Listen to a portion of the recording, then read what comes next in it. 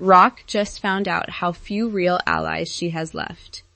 Power Book 3. Raising Kanan's 5th and final season just delivered episode 6, titled Dark Matter. And it's the episode that pushes the Thomas family from fractured into actively collapsing. With only 2 episodes left after this one, let's go through exactly what happened and what it sets up for next week.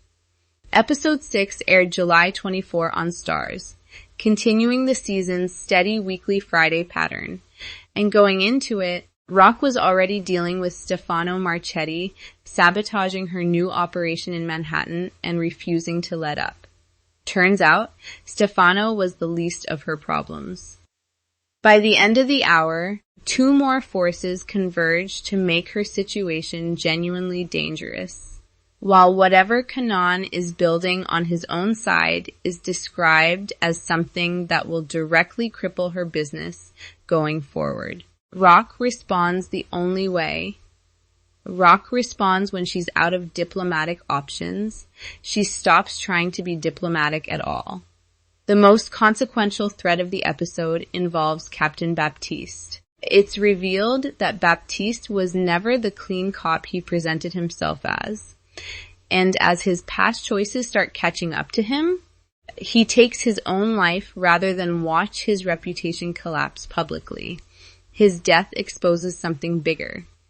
It was Breeze's own aunt and uncle, Snaps and Pop, who were actually behind the killing of Famous. Both a police captain named Garcia and Jukebox end up learning this truth by episode's end. And that puts Jukebox in a genuinely difficult spot. If she tells Kanan what she now knows about Snaps and Pop, it directly threatens the alliance Kanan has been building with Breeze all season. There's a smaller but interesting turn with Garcia specifically. Earlier in the season, he'd been pressuring Jukebox over money she owed him, with Marvin eventually stepping in to help her settle the debt. Episode 6 flips that red on him. He returns Jukebox's money and refuses to follow the same corrupt path Baptiste did, which recasts him as one of the more unexpectedly honest characters left in this world.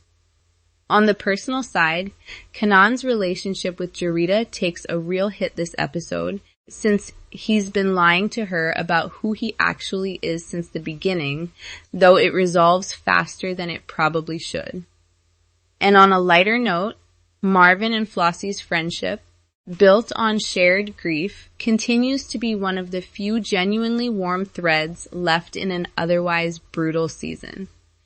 Now here's exactly where that leaves us heading into next week. Episode 7, titled Penultimate Means Second to Last, airs this Friday, July 31 at 8 p.m. Eastern and Pacific on Starz. Its official synopsis. Facing pressure from all sides, Rock struggles to maintain control as alliances crumble, and Kanan's growing ruthlessness threatens his relationships. After everything that just happened with Baptiste, Garcia, and the truth about Famous's death now sitting with Jukebox, that synopsis reads very differently than it would in isolation. The alliances crumbling aren't abstract.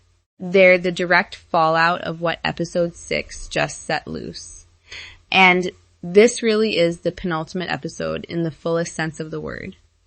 Season 5 runs exactly 8 episodes, and episode 8, titled Unconditional Love, is confirmed as the series finale, airing August 7. Showrunner Sasha Penn has said this final season will definitively answer how Kanan ends up responsible for Jukebox's fate in the original Power series and resolve everything involving the Thomas family for good.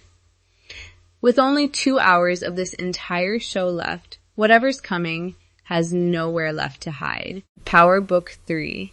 Raising Can Episode 7 premieres Friday, July 31 at 8 p.m. Eastern and Pacific on Starz, streaming the same time on the Starz app. Drop a comment and tell me, do you think Jukebox tells Kanan the truth about Snaps and Pop? And after everything Baptiste's death just exposed, do you think Rock has anyone left she can actually trust? Because with 2 episodes to go, I don't think this show is planning on giving anyone a clean way out.